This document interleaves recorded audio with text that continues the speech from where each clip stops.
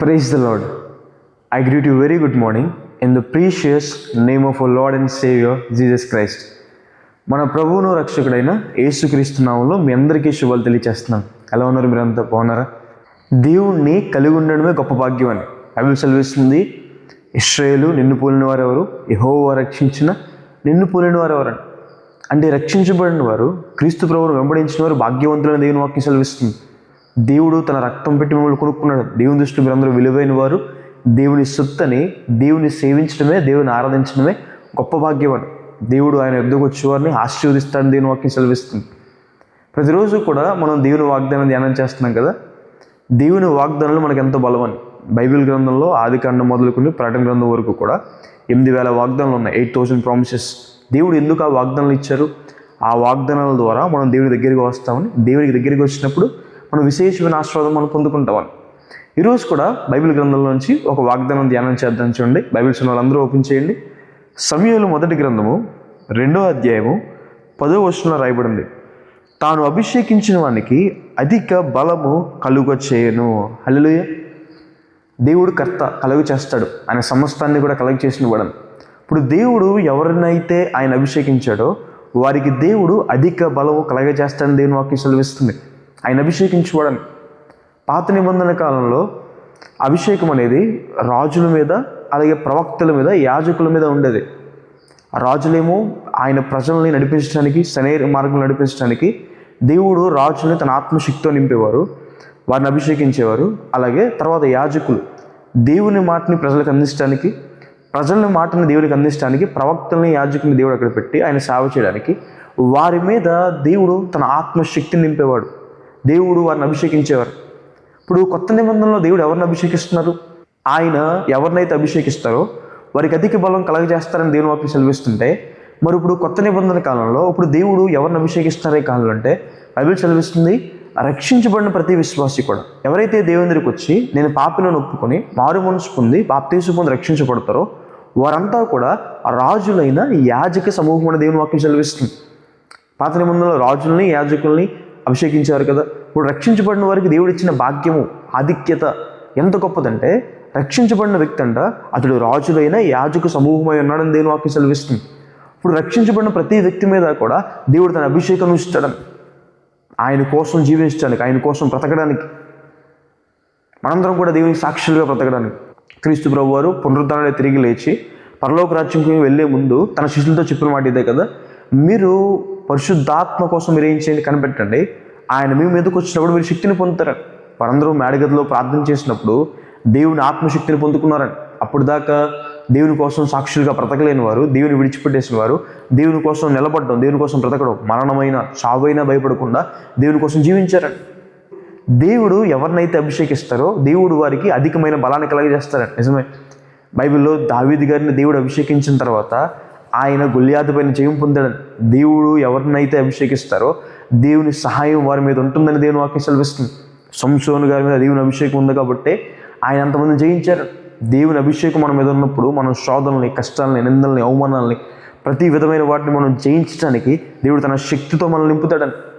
పరిశుద్ధాత్మ మీదకి వచ్చినప్పుడు మీరు శక్తి పొందుతారని దేవుని వాక్యం సెలవిస్తుంది. కొంతమంది దేవుని ఆత్మ వస్తే పడిపోతారు అనుకుంటారు. లేదు, దేవుని ఆత్మ వచ్చినప్పుడు మనం నిలబడతామని.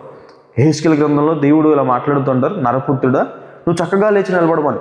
అయితే యెహెజ్కేలు నిలబడలేకపోయాడు, చక్కగా లేచి నిలబడలేకపోయాడు. అందువల్ల రాయబడింది, when the spirit of God came down upon the యెహెజ్కేల్, దేవుని ఆత్మ ఎప్పుడైతే యెహెజ్కేలు మీద వచ్చిందో అతడు చక్కగా లేచి నిలబడ్డాడని. హల్లెలూయా. కొన్నిసార్లు దేవుని ఆత్మశక్తి లేకపోవడం ద్వారానే, దేవుని అభిషేకం మన మీద లేకపోవడం ద్వారానే దేవుని కోసం నిలబడలేకపోతున్నాం. అయితే దేవుని సన్నిధిలో మనం ప్రార్థన చేసినప్పుడు, దేవుని దగ్గర మనం వేడుకున్నప్పుడు దేవుడు మనల్ని అభిషేకిస్తాడు, తన ఆత్మశక్తితో మనం నింపుతాడు. అప్పుడు మనం చక్కగా దేవుని కోసం మనం నిలబడతామని. హల్లెలూయా. మనం దేవుని కోసం బ్రతకగలమని, దేవుని కోసం సాక్షులుగా మనం ఉంటామని. బైబిల్లో పాత నిబంధన గ్రంథంలో సౌలు అనే రాజును మనం చూస్తాం. ఇశ్రాయేలు పరిపాలించిన మొదటి రాజు సౌలు. సౌలు అభిషేకించబడకముందు గాడిదలు వెతుక్కుంటూ వస్తాడు. గాడిదలు తప్పిపోయినాయి అని చెప్పి, తన తండ్రి గాడిదలు తప్పిపోయినాయి అని చెప్పి వెతుక్కుంటూ వస్తాడు. అయితే అభిషేకించబడిన తర్వాత జరిగిన కార్యం ఏంటంటే, అక్కడ చెప్పబడినమాట, అతడు ఏ గాడిదల కోసం ఇది వెతుకుతున్నాడో ఆ గాడిదలు తన ఇంటికి వెళ్ళిపోయాను. అయితే ఎందుకు ఈ మాట చెప్తున్నానంటే, అభిషేకం దేవుడు ఎవరైతే అభిషేకిస్తారో, ఎవరైతే దేవుడు అభిషేకం పొందుకుంటారో వారు కోల్పోయిన వాటిని తిరిగి పొందుకుంటారు. దేవుని ఆత్మశక్తిని మనం పొందుకున్నప్పుడు మనం కోల్పోయిన వాటిని మనం తిరిగి పొందుకుంటాం. బైబిల్లో రాయబడింది కదా, దేవుడు మనల్ని ఆనంద తైలముతో ఆయన అభిషేకిస్తాడు. ఆనంద తైలంతో దేవుడు మనల్ని అభిషేకిస్తాడు, ఆనందింపచేస్తాడు.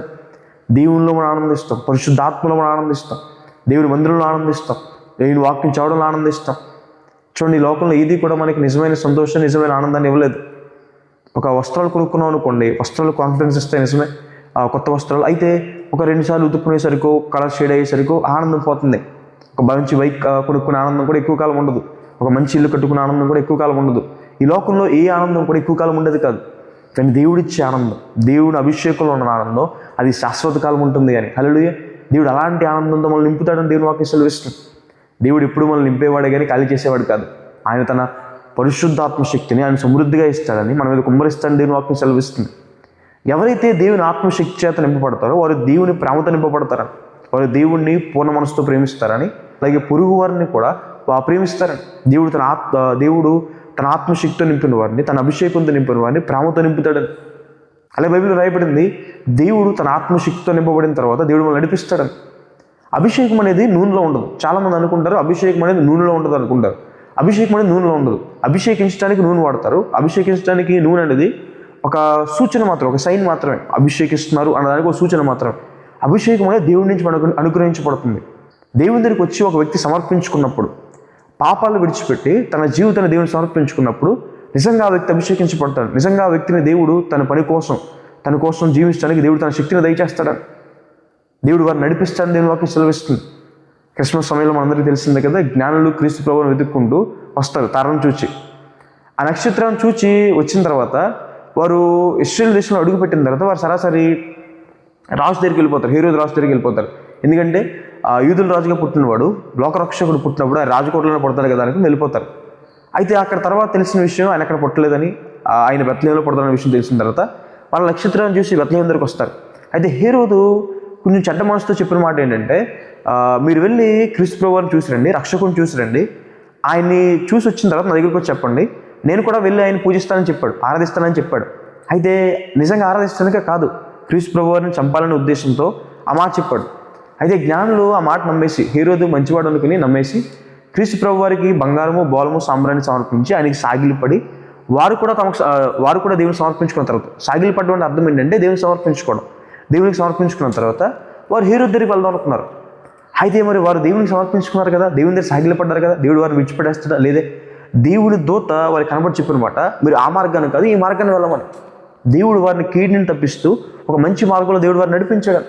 ఎప్పుడైతే దేవుని దగ్గరికి వచ్చి ప్రభా నా జీవితానికి సమర్పించుకుంటున్నానే, నా పాపను విడిచిపెడుతున్నాను, మీ ఆత్మను అభిషేకించండి అని అడుగుతామో దేవుడు మనల్ని నడిపించడం మొదలు పెడతాడు. సరైన మార్గంలో, నీతి మార్గంలో, పరిశుద్ధమైన మార్గంలో దేవుడు మనల్ని నడిపిస్తాడు. ఆశీర్వాద మార్గంలో దేవుడు మనల్ని నడిపిస్తాడు. తాను అభిషేకించిన వానికి ఆయన అధిక బలము కలుగ చేస్తాడు అని. హల్లెలూయా.